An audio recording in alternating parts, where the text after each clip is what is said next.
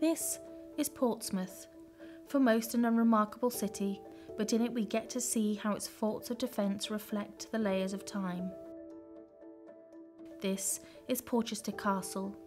It began as a Roman fort in the 3rd century, ordered by Emperor Diocletian, meant to meet the threat presented by Saxon pirates, which we still see with the original foundation of the exterior walls to this day. Evidently, as we know through history, the Romans left, but would be replaced and used by the Saxons themselves, who similarly would defend their newly formed kingdoms from Viking raids. Onwards towards the medieval era is when we see major additions to the castle structure, with the construction and remodelling of the main Roman gates, those being the Land Gate and Water Gate.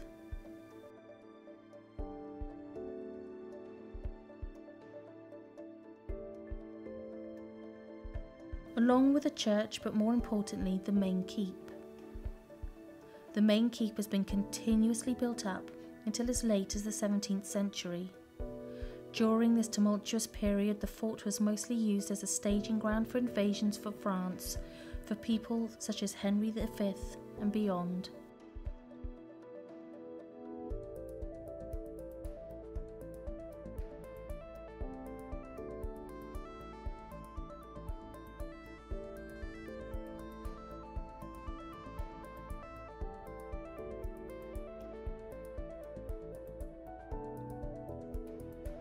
But became increasingly overshadowed in both economic and military terms by the developing town of Portsmouth. The castle that took the role of defending Portsmouth was aptly named Southsea Castle, due to its positioning on the south side facing the sea. It was built in great haste in 1544, prompted by Henry VIII's fears of a French attack. But it's supposedly designed by the king himself, who incorporated all the latest continental ideas, which included cannons, which would become the essential part in the castle's defences for the rest of their use in history. This can be seen in the layout of artillery forts which defend from enemies on land and sea.